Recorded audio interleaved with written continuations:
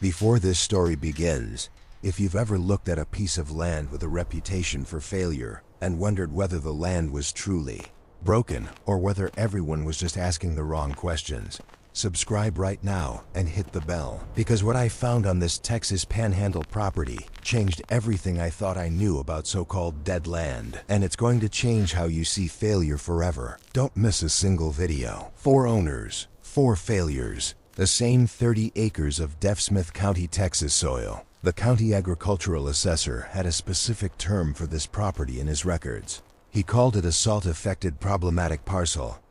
The last owner, a third-generation Texas Panhandle farmer who had successfully farmed thousands of acres around it, had tried for 7 years and walked away. When I asked him why, he said something I wrote down immediately. The land takes everything you give it and gives nothing back. It's like farming a wound. I bought it the next week, and if you watch until the end of this video, you'll understand exactly why a wound is not the same as a death. What the county records revealed about this specific 30-acre parcel, the specific history of 4 separate failures on the same soil, is the foundation of everything that follows. And once you understand what all 4 owners had in common, the solution becomes obvious. Stay with me. Smith County sits in the far western section of the Texas Panhandle, where the high plains stretch to the horizon in every direction, and the sky is bigger than anywhere else in America. The county was named for Erasmus Smith, the famous scout of the Texas Revolution, and its agricultural history is defined by 2 things: the Ogallala aquifer beneath it and the extraordinary productivity of its dark, mineral-rich Pullman clay loam soil when that water is properly managed. The Texas Panhandle is one of the most productive agricultural regions in America. The same flat terrain and deep soil that makes it ideal for large-scale commodity agriculture, corn, sorghum, wheat, cotton, also concentrates the consequences of poor water management. When water-carrying dissolved salts is applied to heavy clay soil and then evaporates at the surface, it leaves the salts behind. Season after season, decade after decade, the salt concentration in the soil increases. The clay particles, exposed to elevated sodium levels, disperse, losing the aggregated structure that makes the soil workable and permeable. The result is a soil that looks fertile, dark, flat, seemingly rich, but that plants cannot grow in properly, that water cannot move through, and that conventional amendments cannot easily fix. This is what had happened to my 30 acres. The county records showed the property's agricultural history going back to the 1960s. The first owner had grown wheat, average yields the first 2 years, declining yields after that, abandonment of the field after year 5 when the wheat simply stopped germinating properly. The second owner had tried sorghum in the 1980s.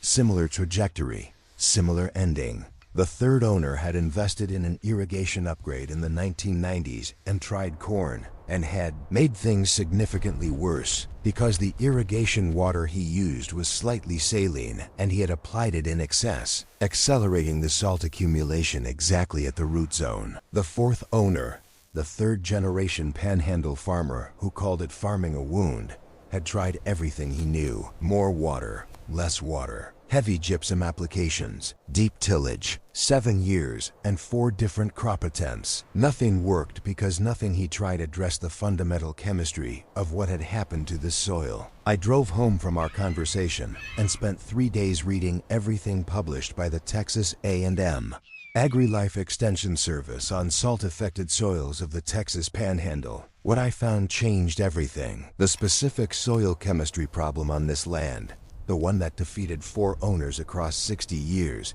is something that I can explain in 2 minutes. And once I explain it, you'll understand immediately why everything they tried was guaranteed to fail. Keep watching. Salt-affected soils are not all the same. There are 3 distinct categories, and the treatment for each is different. Treating a sodium-affected soil, a sodic soil, the same way you treat a saline soil will not only fail, but will actively make the situation worse. This distinction, which is fundamental to any soil chemistry textbook, had apparently never been clearly communicated to any of the 4 previous owners of this Panhandle parcel.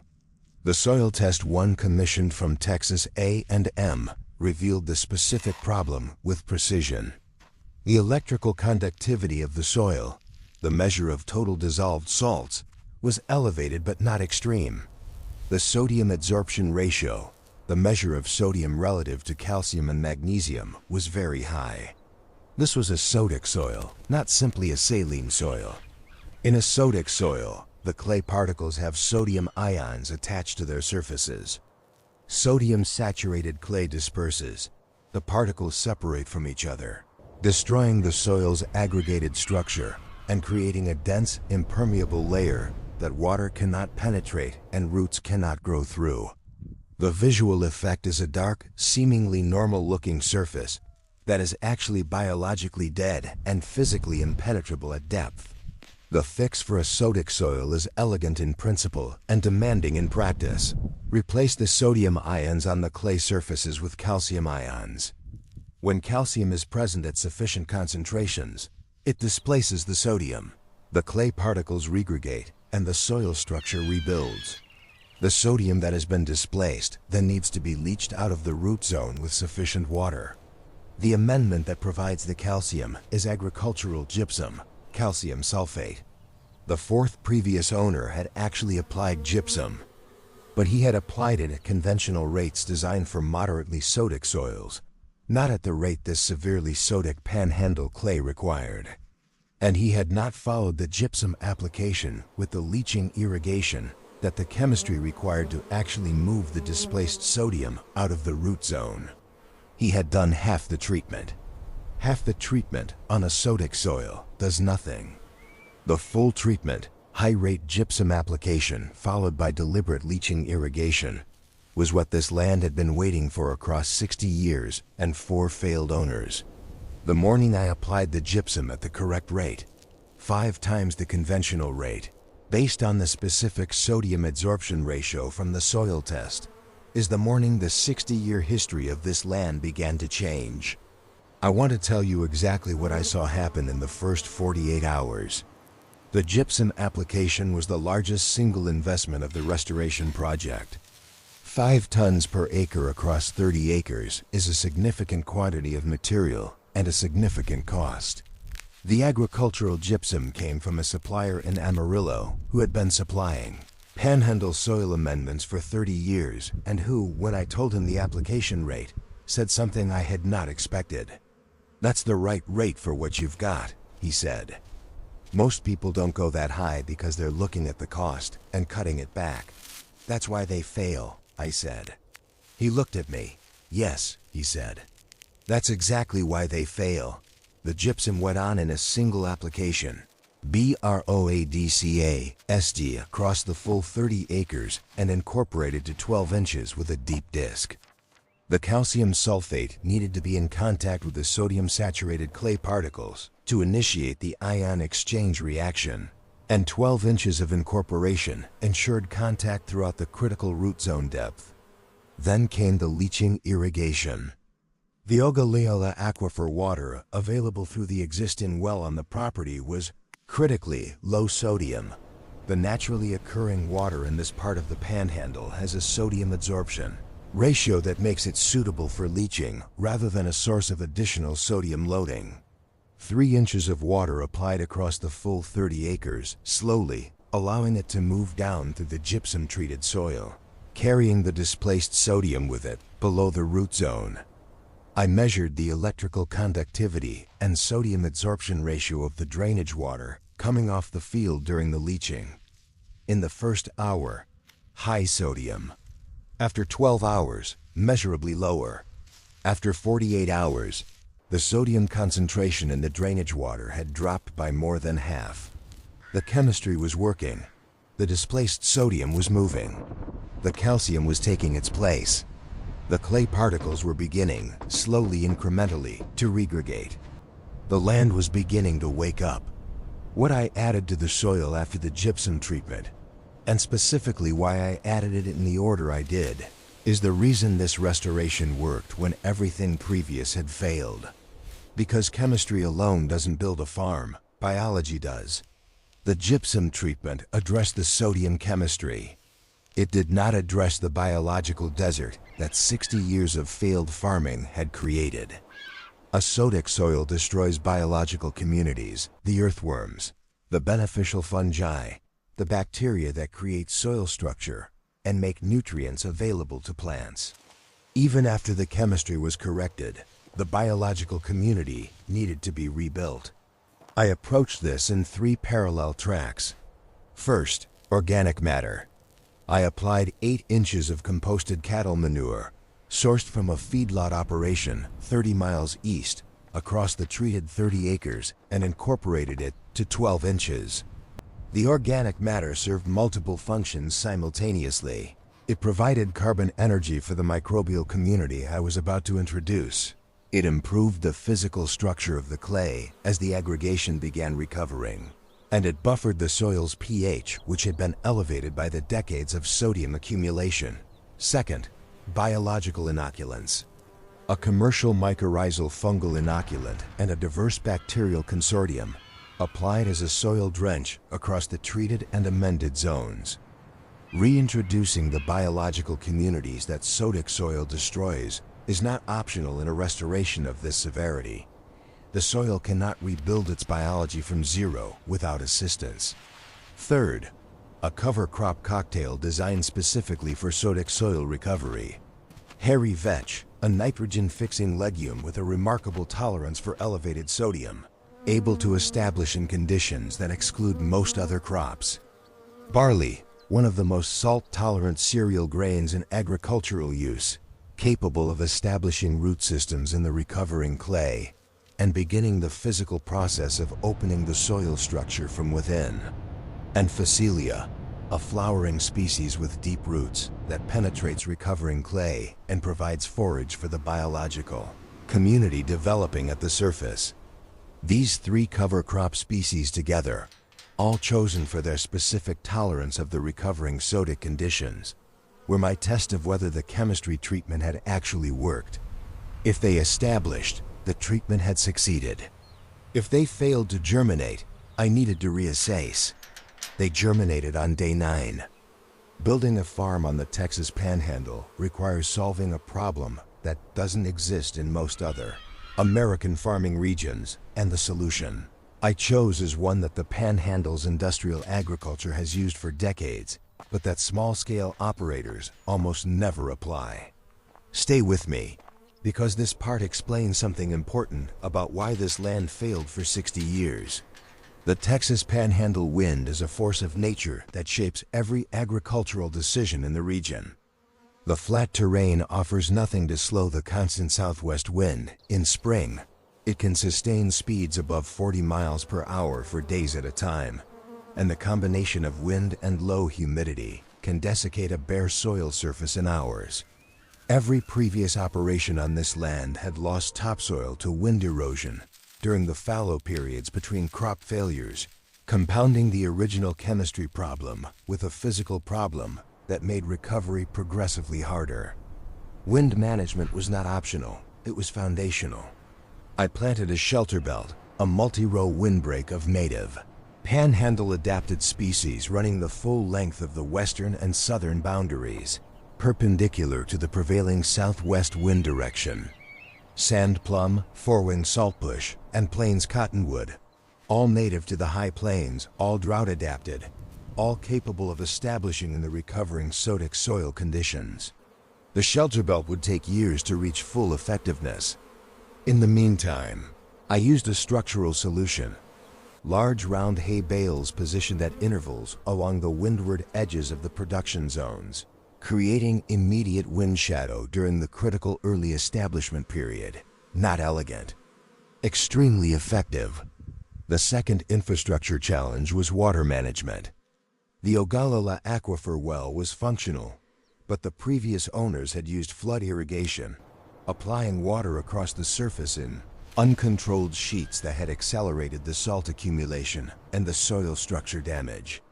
I replaced the flood system with a drip irrigation network, buried emitters delivering water precisely to the root zone, eliminating surface evaporation and the salt concentration it caused, and allowing me to manage the leaching chemistry deliberately rather than accidentally. The drip system was the most expensive component of the restoration.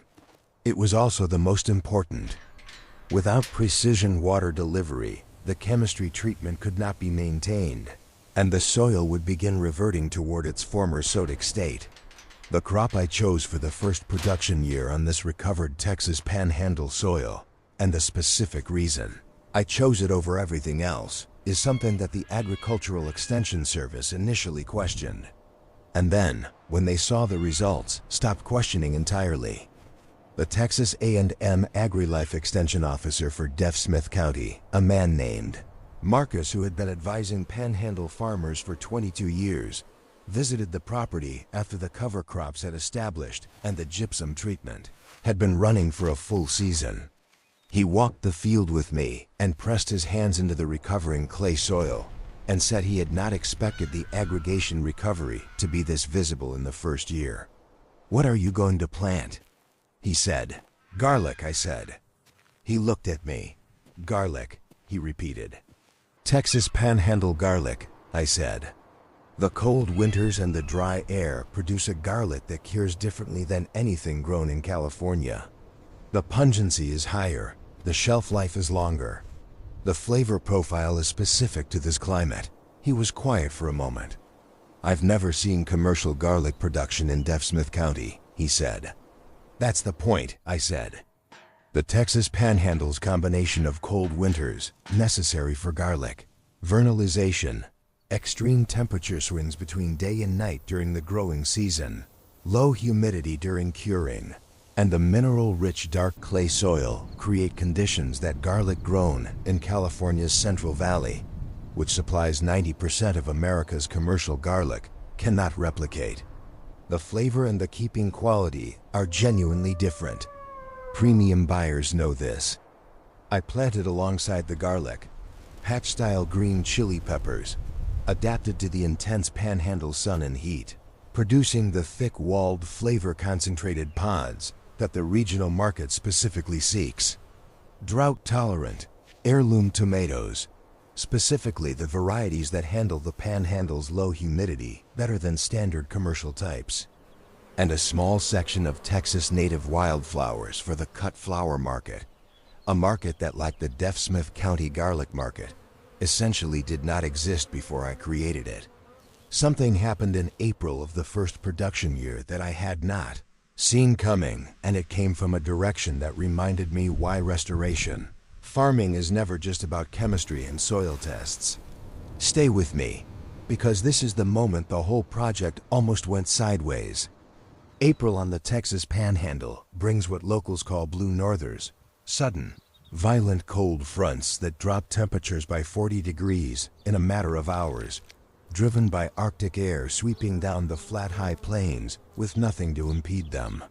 The garlic, planted in October and wintering well under the Panhandle cold, was beginning its spring growth surge when the blue norther arrived on April 8th. The temperature dropped from 58 degrees to 14 degrees in 6 hours. Garlic is cold tolerant, but the transition from active spring growth to 14-degree temperatures in 6 hours is a different challenge from the steady winter cold the bulbs had been through. I lost approximately 20% of the spring growth tips, the freeze burning the emerging green tops back to the soil surface. I walked the field the morning after and assessed the damage.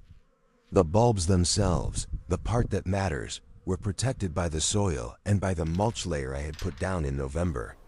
The foliage damage was real, but not fatal.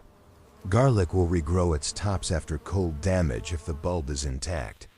I called Marcus at the extension office. 20% tip burn, I said. Blue norther hit you hard, he said. Yes, sir. The bulbs? I think they're fine. They probably are, he said. Garlic roots deep. It's the tops that freeze, not the bulbs. You'll lose some leaf area for photosynthesis, but the harvest will come through. He was right. By late April, the damaged plants had regrown their foliage and the field looked fully recovered. The April blue norther had been a test. The gypsum treated, drip irrigated, biologically restored Smith County clay had held the bulb temperature stable through the event. The land was protecting its crops now. The first garlic harvest from this Texas Panhandle sodic soil from land that 4 previous owners had called a wound. Dead, impossible. Produce something that I need to tell you about carefully, because the number is not the story. The buyer's reaction is the story. June in the Texas Panhandle is harvest time for garlic. The long days and the low humidity create ideal curing conditions. The same conditions that California garlic growers pay for in artificial curing facilities, but that the Panhandle provides naturally. I harvested the first field of Smith County garlic on a June morning when the temperature was already in the 80s. At 7 a.m., and the wind was blowing steady from the southwest. The bulbs came out of the recovered sodic clay clean and large and papery white. The curing happened in the field, the low humidity and the constant wind drying the outer skins to the sodic, characteristic crackling tightness of properly cured garlic in a matter of days rather than the weeks required in humid climates.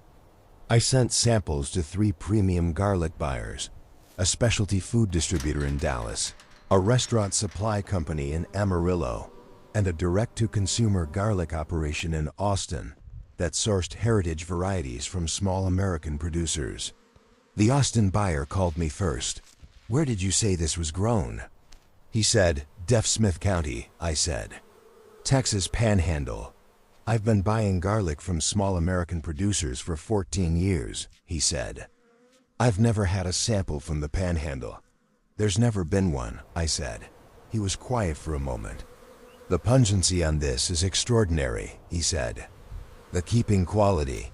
I'm looking at bulbs that should still be solid in 8 months," he contracted. "The full harvest before I had finished curing it." Year 2 brought a drought that tested every assumption I had made about the water management on this property, and revealed something about the recovered sodic soil that I had hoped for but hadn't been certain of until I saw it happen in real time. The Texas Panhandle drought of Year 2 was the driest 12-month period in Smith County in 11 years. The Ogallala aquifer, always the critical variable in Panhandle agriculture, was drawing down faster across the region than the rainfall was recharging it. Neighboring farms, commodity operations with flood irrigation systems, were pumping harder and getting less. My drip irrigation system, designed for precision water delivery, used significantly less water per acre than any flood-irrigated operation in the county. This was by design, but the drought tested the design's limits. I reduced the irrigation volume by 30% and accepted the yield reduction that came with it. What I had not fully anticipated was the behavior of the recovered sodic soil under drought stress. Clay soils that retain their aggregated structure, soils with high organic matter and functioning biological communities, hold moisture, differently from dispersed sodic clay. The aggregates create pore spaces at multiple scales. Large pores that drain quickly after irrigation, small pores that hold moisture against gravity for days or weeks. The recovered Smith County clay, with its rebuilt aggregation and its growing organic matter content, was holding moisture between irrigation events at a rate that the original dispersed sodic clay could not have achieved. The garlic came through the drought year smaller than Year 1, yield down 25% from the peak, but the quality was, if anything, higher. The water stress that reduces yield in garlic concentrates the compounds that drive flavor and pungency. The drought year Smith County garlic was the most intensely flavored the Austin buyer had received from any source. He doubled his contract for Year 3. The conversation that changed the direction of this whole project happened at a fuel stop in Hereford in October of Year 2, and it started with a question from a man who had farmed the Texas Panhandle his whole life and had watched 4 operations fail on my land before mine. His name was Dale. He had farmed 12,000 acres in Smith County for 40 years, commodity wheat, sorghum, and corn, irrigated from the Ogallala, the kind of operation that defines the Texas Panhandle agricultural landscape. He had watched the previous 4 owners on my 30 acres come and go with the particular patience of someone who had seen it all before. He stopped at the same fuel pump at the same time on a Tuesday morning and looked at me for a moment before saying anything. Salt ground, he said, by way of identification. He knew the parcel. Yes, sir, I said. Garlic, he said. He had heard. Yes, sir. He pumped his fuel. Then, what did you do to the sodium? I told him, the SAR test, the 5-ton gypsum application, the leaching irrigation, the drip system. He listened without interrupting, the focused listening of someone who is absorbing technical information they have not encountered before. When I finished, he was quiet for a long moment. The gypsum rate, he said. Every one of those owners put gypsum on that ground. At the wrong rate, I said. Another long silence. I've got 40 acres of salt ground on my east section, he said. Been farming around it for 20 years. Get the SAR test first, I said. Not just the EC, the SAR specifically. He looked at me. Marcus at Extension can run it, I said. He nodded once and drove away. He called me 6 weeks later. He had run the SAR test on his East 40. He was ordering gypsum. The moment that closed the loop on 60 years of failure and 4 broken promises on this Texas Panhandle land. I want to tell you exactly when it happened and what it looked like. Year 3, June, second full garlic harvest. The 30 acres of recovered Smith County sodic clay producing at full capacity for the second consecutive year. The shelter belt along the western and southern boundaries, now knee to waist height. The sand plum and 4-wing saltbush establishing, beginning to function as the wind barrier they were planted to become. The soil test for year 3, sodium adsorption ratio down to 4.2 from the original reading of 18.6. pH corrected to 7.1 from the original 8.8. Organic matter at 3.1%, up from the essentially unmeasurable starting point. Biological activity. The lab's assessment was moderate to good. Not the exceptional reading of the Watauga County abandoned farm, but a genuine biological community rebuilding in soil that had been biologically dead for decades. Marcus from the extension office came to the farm for the 3rd time. He walked the garlic rows. He pressed his hands into the clay. He looked at the shelter belt establishment. He looked at the drip irrigation running precisely at the root zone. At the barn, he sat down and looked at his notes. 4 owners, he said, 60 years. Yes, sir, I said. What was different? He said, not rhetorically, as a genuine question, from a man who had been advising Panhandle farmers for 22 years and wanted to understand what he had missed. The SAR test, I said. The specific diagnosis before any treatment. Everyone treated symptoms. Nobody diagnosed the cause. He wrote that down. 3 weeks later, he added a sodic soil diagnostic protocol to the Smith County Extension Service's standard soil assessment recommendations. Every new soil assessment in the county now includes a sodium adsorption ratio measurement as a default. The land had changed the county's agricultural practice. I want to tell you the specific things that made this work when everything before it failed, because the how of this title is what this whole video has been building toward. And understanding it might change what you see the next time someone tells you that a piece of land is hopeless. 4 owners failed on this land for the same reason that most land failures happen. They treated what they could see without diagnosing what they couldn't. The sodic chemistry was invisible. The dark clay surface looked fertile. It looked like the productive Pullman clay loam that makes the rest of Smith County one of the most productive agricultural regions in America. Nothing in its appearance told you that the sodium ions on the clay surfaces had destroyed its physical structure and its biological community. You had to run the right test to find the right problem. The 4 previous owners had run tests. They had gotten soil test results. But none of them, or none of their advisors, had run the sodium adsorption ratio specifically and understood what the number meant for treatment strategy. 1 test. 1 number. 60 years of failure and 4 broken operations avoided. The gypsum at 5 tons per acre, the rate the chemistry required rather than the rate the budget preferred, was the treatment. The leaching irrigation was the completion of the treatment. The drip system was the prevention of recurrence. The cover crops were the biological reactivation. The shelter belt was the wind management that every previous operation had neglected. None of these things individually was exotic or expensive beyond what a motivated operator could manage. What was different was that they were applied in the right sequence, at the right rates, based on the specific diagnosis rather than the general assumption. The land failed every owner before me, because every owner before me brought general solutions to a specific problem. I brought specific solutions to a specific problem. And the land, the same chemistry, the same Texas, Panhandle clay that had beaten 4 operations across 60 years, responded the way land always responds to the right approach. It delivered. If this story of specific diagnosis and specific solutions on a 60-year failed Texas Panhandle parcel meant something to you, subscribe right now. Hit the bell. And leave a comment below telling me, what's the piece of land near you that everyone says is hopeless? Because hopeless land and misdiagnosed land look exactly the same from the outside, and I want to know which one yours actually is. Every week on this channel is a new piece of land with a specific problem and a specific solution. Don't miss the next one.